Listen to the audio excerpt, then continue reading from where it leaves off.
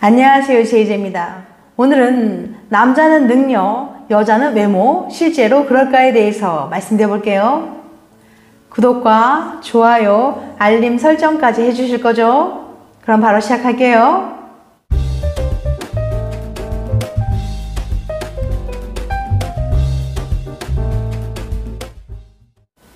여기 28살 김모 씨가 있습니다.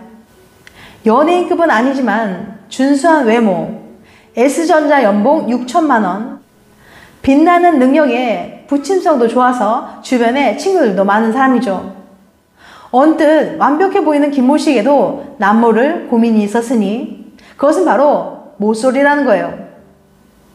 아니, 외모, 능력, 성격, 삼박자를 갖추고 있는 김모 씨는 대체 왜 연애를 못하는 걸까요? 김모 씨처럼 딱히 빠지는 게 없는데 연애 못하고 있는 분들, 시카고 대학 저스틴 랜디 교수가 당신의 문제를 알려줄 거예요. 호감의 3가지 조건. 저스틴 랜디 교수는 663명의 실험 참가자들을 모집해 낯선 사람들의 프로필을 보여줬어요. 프로필에는 크게 3가지 내용이 담겨져 있었습니다. 첫 번째, 도덕성, 착하고 마음이 따뜻한지. 두 번째, 사회성, 활발하고 친근한지. 세 번째, 능력, 재능이 많고 커리어가 뛰어난지. 랜디 교수는 실험 참가자들이 프로필을 읽은 후 각각의 사람에게 얼마나 호감을 갖게 되었는지 물어봤습니다. 결과는 예상 바뀌었어요. 먼저 사회성에 대한 결과 알아볼까요? 이 사람이 얼마나 마음에 드나요? 라는 질문에 사회성이 높은 사람은 35점, 사회성이 낮은 사람은 4점으로 나왔어요. 친근하고 부침성이 좋은 사람은 주변의 사람이 끊이질 않죠. 사회성이 높은 사람이 비호감이 되는 것도 쉽지 않아요. 그런데 이상하게도 아무리 친근하고 쾌활하더라도 도덕성이 낮은 사람은 호감도가 매우 낮았습니다. 능력도 마찬가지예요. 아무리 능력 있는 사람이라도 도덕성이 낮으면 비호감이라는 평가를 받았죠. 이게 대체 어떻게 된 일이죠? 기본이 중요하다. 도덕성, 사회성, 능력 모두 호감을 느끼는데 꼭 필요한 요소예요. 하지만 실험에서 확인해 볼 수 있듯이 사람의 호감도는 3가지 요소의 평균값으로 결정되진 않습니다. 사회성과 능력은 긍정적인 요소지만 착하고 따뜻한 사람이라고 가정했을 때 효과가 있어요.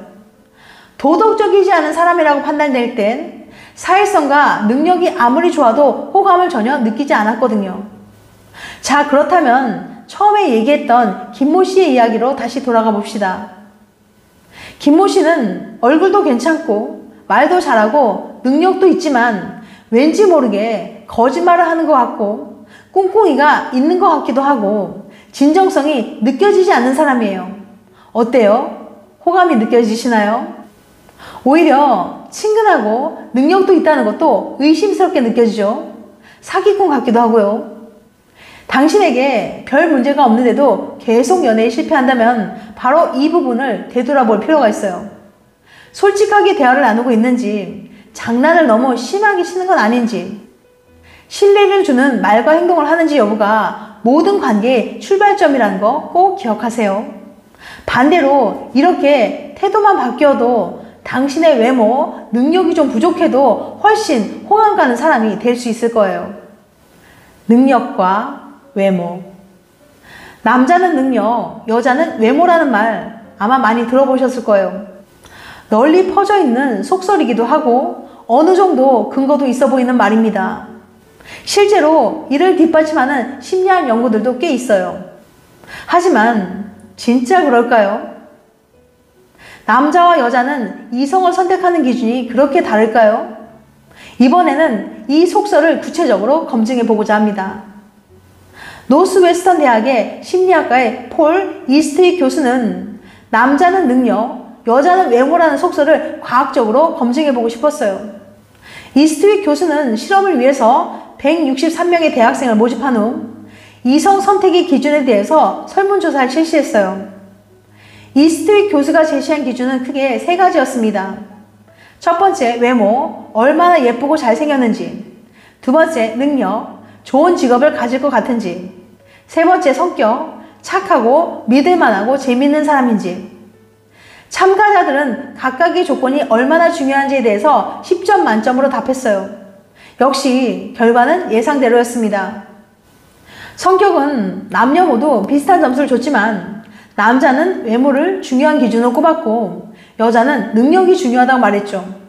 하지만 이스트윅 교수는 여기서 만족하지 않았어요. 사람들이 실제 데이트 상황에서도 그 기준을 적용하는지가 궁금했죠. 그래서 다른 실험을 기획했습니다.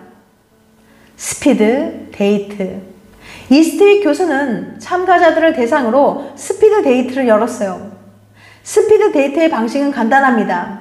참가자들을 한 방에 모아놓고 랜덤하게 짝을 지은 후 4분간 이야기할 기회를 줍니다.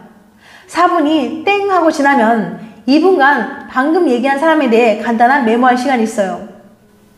그리고 다시 다음 사람을 4분간 만나 이야기 나누는 과정을 반복하는 거죠. 이렇게 수많은 사람과 짧은 만남을 가진 참가자들은 집에 돌아와서 스피드 데이트 사이트에 접속한 후 오늘 만난 사람들을 외모, 능력, 성격을 기준으로 평가하고 애프터 신청을 할지 말지 결정을 합니다. 만약에 둘 다 애프터 신청을 했으면 서로 얘기할 수 있는 메신저 창을 열어주고 관계를 발전시켜 나갈 수 있는 기회를 줬죠. 이스트윅 교수는 참가자들이 스피드 데이트에서 선택한 이성이 처음에 답한 이성의 조건과 얼마나 부합하는지 분석해 봤어요. 그랬더니 글쎄 남자와 여자의 조건에는 별 차이가 없었던 거예요. 즉 참가자들에게 그냥 물어봤을 때는 남자는 외모가 중요하다고 하고 여자는 능력이 중요하다고 했지만 실제 선택한 사람들을 분석해 봤더니 남녀 모두 대략 외모 28%, 능력 14%, 성격 14%의 비중으로 선택을 했던 거예요. 이스트윅 교수는 이 결과에 대해서 이렇게 설명합니다. 사실 사람들은 자신들이 진짜 원하는 걸 모르는 경우가 많아요. 일단 선택을 해놓고 선택의 이유를 나중에 추정해서 만들어내는 거죠. 이와 관련된 재미있는 실험이 있습니다. 사람들을 두 그룹으로 나눠서 똑같이 재미없는 영화를 보여주면서 한 그룹에게는 일부러 짜증나는 톱소리를 같이 들려줘서 영화 시청을 방해했어요. 톱소리를 들으며 영화를 본 그룹은 톱소리 때문에 영화가 재미없었다고 답했지만 사실 톱소리가 있든 없든 영화에 대한 평가는 차이가 없었습니다. 그럴듯한 이유가 있었으니 당연히 그 때문이라고 생각한 거죠. 이성 선택에도 같은 경향을 보입니다. 그냥 물어볼 때는 난 이런 기준 때문에 이렇게 선택했어라고 말하지만 실제 선택을 보면 그 기준과는 별로 상관이 없는 거예요. 또 다른 이유도 있습니다. 그냥 평소에 이성적으로 생각할 때는 추상적으로 기준을 설정하지만 실제로 만나보면 더 중요한 그냥 느낌으로 결정해버려요. 차가운 이성이 아니라 뜨거운 감성이 선택을 좌우하는 거죠. 결국 남녀의 이성 선택 기준은 실전에는 큰 차이가 없고 자기도 자기가 어떤 사람을 좋아하는지 잘 모른다는 게 결론이 되겠습니다. 흔히 솔로인 사람들에게 이상형을 많이 물어봐요. 각자 나름의 이상형을 가지고 있다고 하죠. 그런데 그거 별로 쓸모없어요. 난 예쁜 사람이 좋아라고 해도 누가 어떻게 예쁜지가 중요하고 능력 있는 사람이 좋아라고 해도 누가 어떻게 능력 있는지가 중요하죠. 사람에 대한 호감이나 느낌은 너무 다층적이고 복잡하고 다양한 이유로 결정되기 때문에 내가 갖고 있던 이상형이 오히려 걸림돌이 되기도 합니다. 기계적으로 잘 맞지도 않는 이상형 때문에 실제로 만나보면 잘 맞을 수도 있었던 사람을 놓쳐버릴 수도 있으니까요. 내가 진짜 싫어하는 최소한의 조건에 해당되지 않는 사람은 가능한 넓게 만나보고 나만의 진짜 취향에 대한 감을 익혀나가는 게 행복한 연애를 시작하는 가장 좋은 방법이라는 거 잊지 마세요. 지금까지 남자는 능력, 여자는 외모, 실제로 그럴까에 대해서 말씀드렸어요. 다음엔 더 재밌고 유익한 영상을 찾아뵐게요. 끝까지 시청해주셔서 감사합니다. 다음에 또 봬요. 안녕.